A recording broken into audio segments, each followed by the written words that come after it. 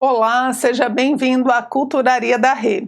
Hoje a gente vai falar de mais uma virtude e de como essa virtude é representada em diversas obras. A virtude de hoje é a temperança. E Renata, de onde é que você está tirando, a ideia dessas virtudes? Se você já viu os outros vídeos, pode pular essa introdução, mas eu preciso dizer para você que está vendo esse vídeo, e é a primeira que você está vendo essa série de virtudes, que as virtudes escolhidas, as virtudes são da tradição católica e elas vão ser as virtudes cardeais ou virtudes cardinais, ok? Junto com as virtudes teológicas, formam 7 virtudes. 4 são para lidar com a moral, lidar com o homem, com a vida em sociedade, e 3 são para lidar com Deus, conexões com o divino. Então, a nossa virtude de hoje, que é a temperança, faz parte dessas virtudes morais, que foram trazidas durante a Idade Média e adaptadas, incluídas dentro dessa tradição cristã, até pelo fato de serem virtudes universais, e que servem para o homem em qualquer tempo, em qualquer civilização. Elas também foram incorporadas, estudadas, e incorporadas dentro dessa tradição cristã através de grandes estudiosos com a origem na obra de Platão. Platão coloca 4 virtudes essenciais para o estado ideal na sua obra República, que é a justiça, a temperança, a prudência e a coragem, ok? São as 4 virtudes que ele coloca para o Estado, e essas virtudes então são incorporadas e utilizadas dentro da tradição medieval. E aí é que entra essa ideia de existir um padrão para você representar as virtudes. E esse padrão, ele vai ser compilado por Cesare Ripa, que é um grande escritor, um estudioso de iconologia, que é o estudo dos ícones, o estudo dessas imagens, e monta um compêndio, uma grande enciclopédia de possíveis representações das virtudes. E por que é legal a gente conhecer isso? Porque às vezes você vê um elemento numa obra, numa escultura, numa pintura, e você saber o que aqueles elementos simbolizam ajuda você a entender o que o artista está querendo passar para você. E o estudo de símbolos, de simbologia, é sempre muito interessante. Então aqui a minha ideia é trazer esses elementos repetidos, que vão ajudar você a identificar as virtudes nas obras de arte que você encontrar ou nas histórias que você for ler, ok? Então a gente vai falar da temperança. Então tá aqui a imagem que está no livro do Cesare Ripa, e o que ele nos mostra, o que essa imagem está passando para a gente. O que a gente pode ver aqui é uma moça, uma jovem, que segura 2 elementos. Numa mão ela segura um instrumento relacionado ao tempo, uma espécie de um relógio, um medidor, e na outra ela puxa um arreio, um freio para animais. Então aqui a gente já sacou tudo, que é o quê? É um freio que você coloca na sua parte animal para poder utilizar bem o tempo e entrar no ritmo da vida e das coisas. Não é legal, gente? Como uma imagem fala muitas coisas ao mesmo tempo de maneira muito sintética, Então tá aí o arreio, esse freio que é colocado na parte animal, o tempo, e atrás ela tem um elefante. E o elefante, ele tem uma conotação no Ocidente muito relacionada a peso, a lentidão. Mas o elefante, ele é um animal com um monte de virtudes, O Oriente trabalha muito essa ideia do elefante como um animal sagrado. E na temperança especificamente tem uma característica que Plutarco, um escritor antigo, ele coloca do elefante, que é que uma vez acostumado a comer um monte, uma quantidade específica de alimento, diz que o elefante nunca come demais. Ele nunca se deixa levar. Então, mesmo que você ofereça mais comida do que ele precisa, ele não come a mais. Ele deixa a comida lá, e come somente aquilo que ele está acostumado, aquilo que ele precisa. Então, essa característica é destacada por Ripa dentro da descrição da iconologia da temperança.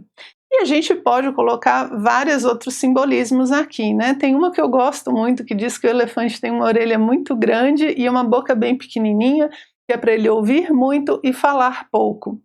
O que todo professor, né, tem muita dificuldade de fazer, porque a gente gosta de falar demais. Então tá aí o elefante junto com a temperança. Vamos ver se a gente esqueceu? Não esquecemos nada. Os elementos principais, então, vão ser o freio, esse arreio, né, que eu estou chamando aqui, esse medidor de tempo e o elefante atrás. Então são os elementos principais que a gente vai encontrar nas obras, nas esculturas, nas pinturas, durante toda a Idade Média e depois, ok? Então quando você vê uma moça com arreio, você já desconfia. E eu trouxe aqui alguns exemplos, como esse, de Rafael de Sanzio, onde ele coloca aqui uma moça segurando um arreio justamente, tá vendo? Você tem uma com elmo, você tem a prudência no meio e a temperança ali do lado. Ela está segurando um fio. Se você não conhece a iconologia, a gente fica, nossa, mas o que essa moça está segurando na mão? É justamente o freio. E perceba que a questão do freio, ela é justamente para você frear os impulsos instintivos. Então, o que a imagem da temperança traz para a gente? A ideia da virtude, que não é só o equilíbrio, é o equilíbrio da sua parte animal, instintiva, dessa que faz com que a gente cometa um monte de besteiras, né? Perca a paciência, fale coisas que não deve, se coloque, né, seja muito apressado nas coisas. Então a temperança, ela tem essa ideia de equilíbrio. A gente vai ver uma outra representação que fica até mais claro, mas essa primeira é como se ela falasse assim: e como é que você consegue ser temperante? Você fala, a temperança é o equilíbrio na ação, né? E como é que você consegue o equilíbrio? Como é que você consegue não estourar? Freando, né, com um freio. Agora veja, não é um freio assim, porque você não vai ser temperante, você vai ser traumatizado, né, você vai ficar reprimido, que o pessoal fala. Esse freio, ele não é uma questão de repressão, ele é uma questão de direcionamento, de você saber direcionar essas energias, né, do instinto, essa força, de uma forma correta, de uma forma inteligente. Então, quando você freia o animal, não é para ele ficar parado eternamente, é para você poder direcionar para ele andar para o lugar correto, para onde ele deve ir.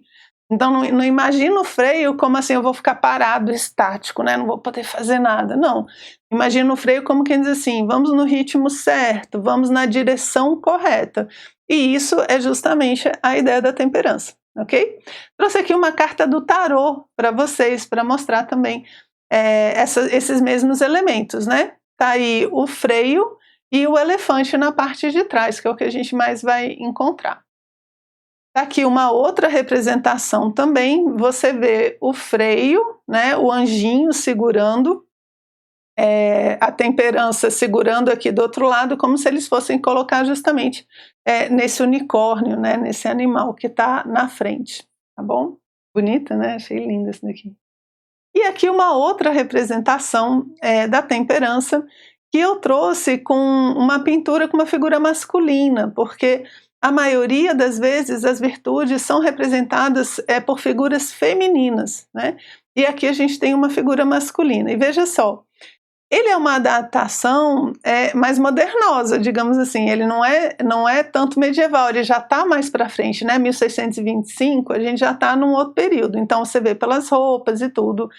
E veja como ele coloca. Eu quando vi essas representações, eu estava pensando assim, nossa, para você ser temperante precisa ter pontaria, né? Porque é um jarro em cima e um outro embaixo. E normalmente a figura não está olhando para o que ela está fazendo, né? Ela está olhando para fora. Então tem que ter pontaria boa, na verdade, aqui.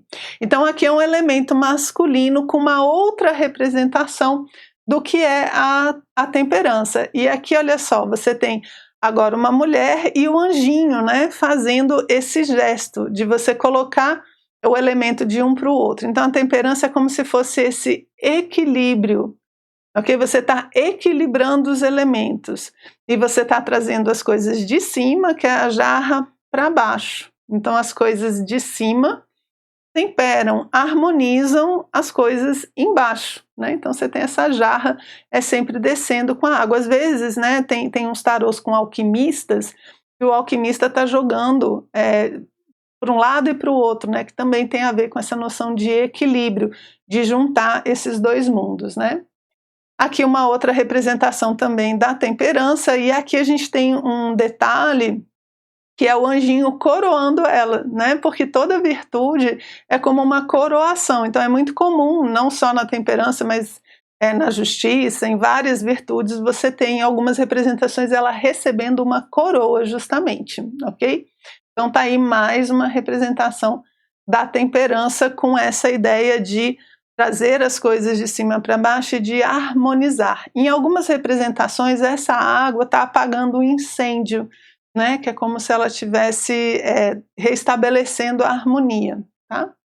Aqui, a última que eu trouxe, que é uma figura anônima, achei belíssima, né, uma pintura também mostrando essa ideia do jarro e do copo como sendo a temperança, que alimenta, né, que alimenta a vida material a partir da vida espiritual.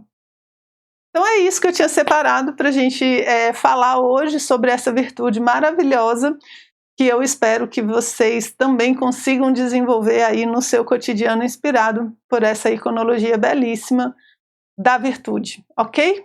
Espero que vocês tenham gostado e a gente se vê no próximo encontro.